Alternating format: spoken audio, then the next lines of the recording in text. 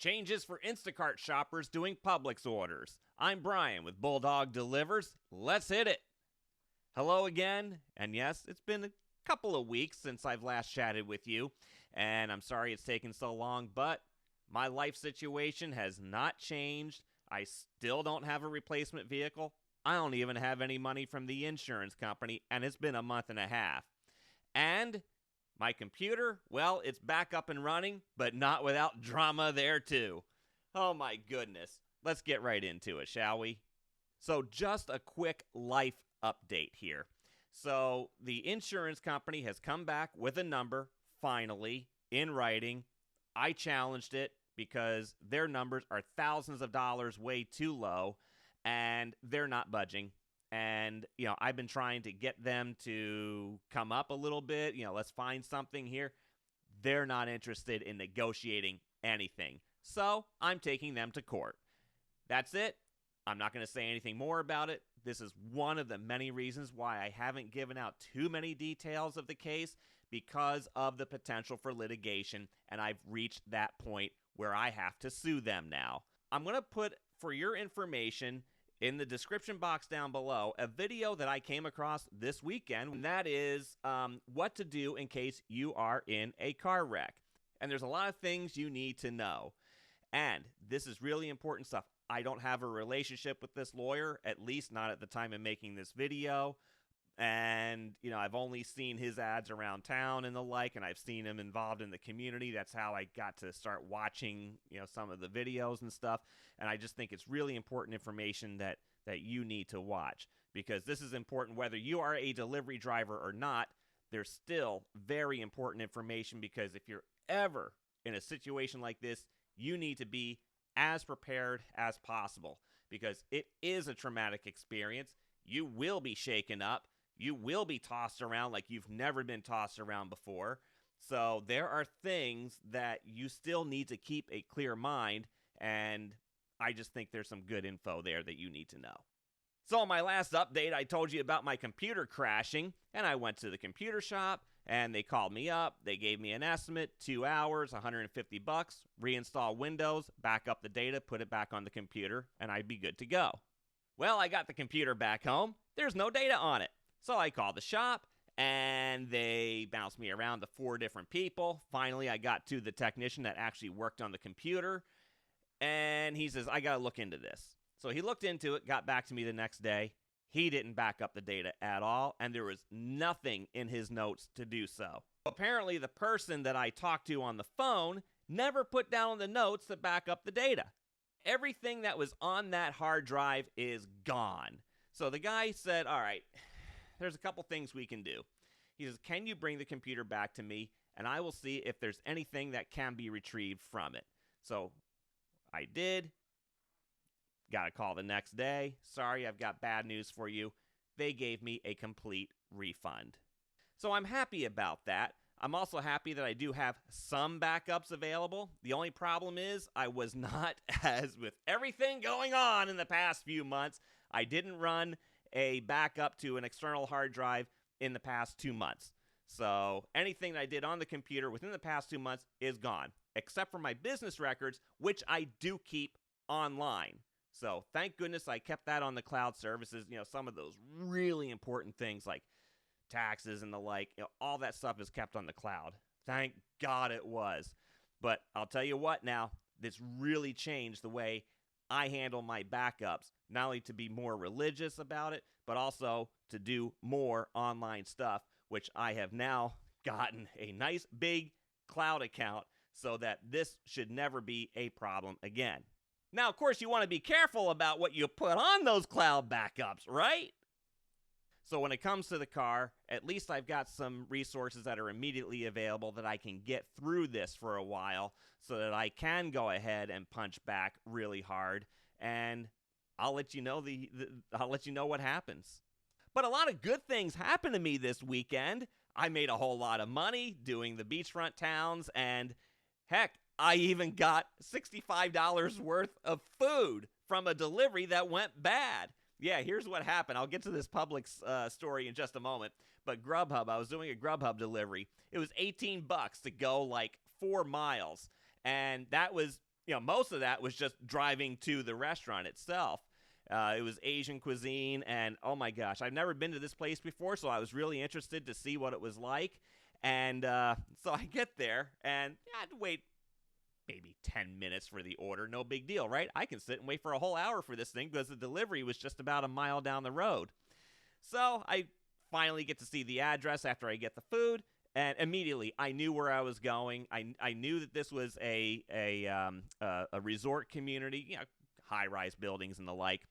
And I'm like, oh, that's it. I started texting the customer. What unit are you in? Because there's no unit on the instructions there. They didn't even mention the name of the facility, but I already knew where I was going just by the street address. So, no response. I drive in, get to the address, get exactly to the point that the GPS was sending me because I knew I was heading for trouble on this one. So I sat there. There's the buildings right there, and there's about 3 of them in this complex. And I'm like, okay, where are you? Where can I meet you? Because you didn't give me a unit number. So no response on the text message, of course, right? So I call the customer, and the customer picks up the phone, amazingly, right? So I told her, I said, hey, I'm at such and such a place. And she says, where are you? I said, I named the resort community. She says, where's that? And I told her what city I was in Florida. And she says, I'm nowhere near that place. Why are you there? I'm like, well, where are you? And she told me where. And I'm like, I've never heard of it. Where's that? She says, in Florida. I'm like, okay, well, that helps me a lot. Florida takes you about 14 hours to drive through it. And that's not even going through the entire Keys yet either. And she's like, well, I'm on the Gulf Coast. Okay, so we narrowed that down to about 750 miles. Whereabouts are you? I said, because I'm at your location here. She goes, well, I don't know what to tell you. I said, did you order anything from Grubhub? She goes, no. I'm like, oh my gosh. It's like, then I don't know how I got this order then if you didn't deliver. I said, did anybody deliver for you? Are you expecting anything? She goes, no. I'm like, oh boy. So anyway, I'm like, okay, look. I tried to probe a little bit further, but I'm like, at this point, no further questions can be asked, and no answers are going to help me at this point. This customer's nowhere near this town, still had no idea where in Florida this woman was, and I just said, I'm sorry to bother you. I'm going to call support and get this taken care of. Have a great day. So, called support, told them the story, and they're like, huh? I told them, I said, yeah, I'm sitting right here, right at the address that I was sent to, and there's no unit number, and the customer answered the phone, but she told me she was somewhere else, and I have no clue where she is. And he says, so she's not there? No. Where is she? I don't know, but probably hundreds of miles away. And the guy's like, well, this is unusual. I said, yeah, I've never encountered this one before, and he said, neither have I. He says, oh, I can see you're at the right location. I said, I'm exactly where you guys told me to go. He says, then I don't know how you even got this order. I said, I don't know, but the payout's good. I like that. I'm afraid I'm going to kiss that one goodbye. He says, look, here's what you're going to do. He says, you're going to mark the order as delivered. And that's it. He says, you've done all you can. I said, so it just marked the order as delivered even though it's not really delivered to somebody? He says, that's all I can do for you. Okay, I'll take it, because I knew at that point I was going to get paid. And so I did. I kept the food. I kept it in the insulated bag, put it aside, continued to do other orders, Uber Eats and the like, and just in case I got a phone call or something, because this happened to me last week. It did. The same exact thing happened. I get to the address. There's no unit number. It's a gated, high-rise building. And I couldn't get in past the gate, and so I called the customer. Customer didn't answer. Texted the customer, no answer, none of that stuff. I called support. Support told me the same thing. Just mark the order as delivered. You'll get paid. It's considered a forfeit, and we'll still pay you the full. It was like $15 to go, again, about a mile down the road. It was pretty cool. I got to keep the food. That was rock and roll sushi. The problem is I don't like sushi, so it ended up getting thrown in the trash because I was going to try and give it to somebody on a street corner, look for a beggar or something. Well, there were no beggars around because it was raining. They all disappeared. So I'm like, well, I guess I'm keeping the food. Wife wasn't home. She's out in California. So I knew she would like it, but she's in California. Well, it's not going to make it home that night because I still had hours of work to do. So, the hell with it. So I ended up having to trash it. I hated to do that. But this Asian food, Chinese food, mostly Chinese, a little bit of Thai in there too, $65 worth. Brought it home. Still eating it 2 days later. The joys of being a food delivery driver. I hate it, though. I really do. I really hate not being able to deliver someone's food because it's just what it is, right? Oh, the one last week, then the customer had the nerve to call waiter support and say their stuff was never delivered. Well, yeah, right, because you didn't give me an address and you didn't respond to my phone calls. You didn't respond to their phone calls and the like. So I'm on the phone with support. I still have this rock and roll sushi order in my car, right? It's only been a half hour since it's passed, and it's in an insulated bag, so it's good, right? Again, one of the many reasons you better use an insulated bag, because I know many food delivery drivers don't use them. This is why you use them. I said, so you have the customer on the phone still? He said, well, no, she messaged me. I said, message her right now. I am less than 5 minutes away from that place. I will deliver it. I'll go ahead and finish delivering it because I have to drive right by that area that I think she's in. I just don't know which building she's in because there's 3 large high-rise buildings, all different complexes, all different resorts right next to each other. And they're like a similar address. It's weird. So anyway, he tried again. She didn't respond. I said, see? Told you. So anyway, he says, have a great night. Bye. And I went on to do my next thing. Immediately picked up another $15 order that took me a half mile away from the restaurant. And the food was ready when I walked in the door. It was just amazing stuff. I love doing Saturday night food deliveries, especially the later in the evening it goes, the better it gets. Now the fun part. Publix Orders, Instacart shoppers. You've got something to be aware of. Starting today, Monday, July 18th, you will no longer be able to pay with your phone at Publix at the checkout. So we got an email last week from Instacart through the app. Didn't come into my regular email, only through the inbox on the app, saying that Publix will no longer accept Apple Pay or Google Pay. That leads me to believe that Publix is ending its electronic payment forms, paying through your phone.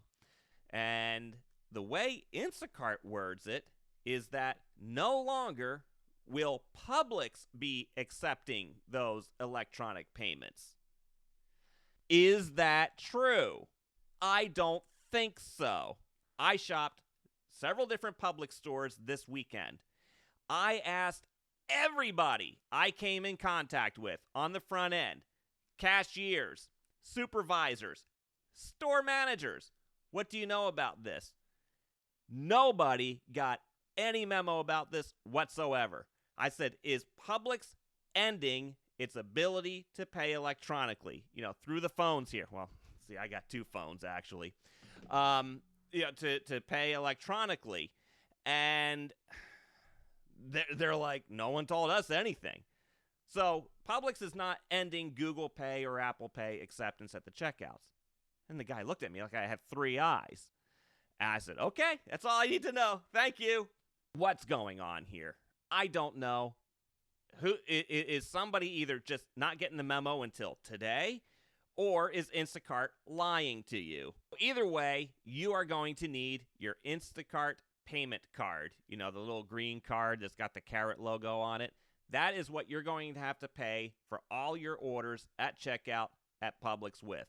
I don't know what's going on with the Instacart app these last 2 weeks, but it has been absolutely hellacious, the updates that they have done, and they are actually downright insulting. Instacart has reverted its technology back at least 3 years. My app is acting just like it was 3 summers ago when it would crash in the middle of an order. I'm shopping an order and the whole thing would freeze up, slow down, and then just wouldn't scan, and everything's going cockeyed on it, and I'd have to restart the phone in order to get the app working. And that is after I've already done updates through the Google Play Store. So Instacart's doing something that's causing the app to crash. So this is going back a few years. Then there's just other things that I've noticed in the way I'm shopping for an order. I'm like, this is old stuff. What are they doing here? And then now we're going away from the Google Pay, so we have to use the plastic card. And anybody who's ever used those Instacart payment cards knows that they're total crap and they fall apart in no time, which is why I say you need to keep a spare card with you at all times. I did a video about this some point within the past year, saying that you need to keep a spare card handy. This is exactly why. For reasons just like this. Actually, this is not why I even thought of. I didn't think that Instacart was going to take our ability to pay for Publix orders through our phone away. But I have had issues where the card, the magnetic strip on it would fade out, and you wouldn't be able to work in places like Walgreens, which has horrible checkout. That's why I try to avoid Walgreens orders. I've never had good experience using Instacart or Uber Eats in there. They just suck. CVS is barely tolerable. And then Instacart is now doing these nanny messages. I call them nanny messages. Go deliver the order per the instructions. Make sure you wear a mask. Masks protect our communities. You really want to get into that debate? Look, folks, I'm not going to say what's on my mind about it, because if I did, I'd probably lose the YouTube channel. And then this one came up this weekend. We have a new delivery option. You can either hand it to the customer, which is what they prefer you to do, or you can leave it at the door, and the customer will get to decide whether you should leave it at the door or not. Every order I've been doing for the past month or two has had this option. Just leave it at the door or hand to customer. And what I do, and this is what I suggest you do, I always get pictures of the address. Go back to one of my previous videos where I talked about taking an address as soon as you get out of the car, mailbox, house number, whatever, and use your GPS coordinates on your phone, or use the timestamp app or any of those apps. Just make sure you have your geolocation activated on that, so that you can at least establish your presence, so that when you take a picture at the front door, because many times the house number will be, either over top of the garage or somewhere else on the front porch, or it's just out in the mailbox, or it may not even exist at all, which seems to be a lot of cases for us, right? Just make sure that you get your pictures before you knock on the door to quote-unquote hand to the customer. And many times these customers have gotten so used to, you just leaving it at the door and then leave, that they don't even answer the doors. They know you're there, but they're just like, yeah, whatever. And so then I just leave it. I take the picture, send the photo through the app that I'm leaving it through the door, and thank them and have a nice day. Because so many times, as soon as I knock on the door or ring the doorbell, I hear a dog barking. I'm like, yep, that's my cue. I'm just going to leave. Because most people don't want to open the door with a dog barking and a stranger outside. And I appreciate that. Plus, the danger with having this hand-to-customer thing is that the claims for non-delivery could even increase potentially, and you don't have a picture to back it up, because sometimes the customer will be right at the door when you arrive. At that point, that's a judgment call for you. Maybe you can get a picture covertly or something. I don't know. But, look at the customer history on there. See if they're a first-time customer. Maybe this is their second order. Or maybe they've ordered 57 times before, or 144 times. Customers like that, you pretty much don't have to worry about, though, if they've been there for a long time like that. And especially if they're good tippers. Thank you very much again for watching. Thank you for your support. Thank you for your patience, as it's been a little difficult rolling out videos. Please check out my community posts too, because in between videos I will post some things on there too. Just some little minor thing about just delivery snafus and the like, or just maybe some important information I think you need to know. So please like this video and subscribe to this channel. Yes, I've still picked up a few subscribers. Thank you. Welcome to all of you. I really, really appreciate you very much. I'm just trying to keep growing this little by little. It's a slow and steady kind of thing for me. Again, I enjoy doing this. I'm Brian with Bulldog Delivers. Until next time, go get 'em.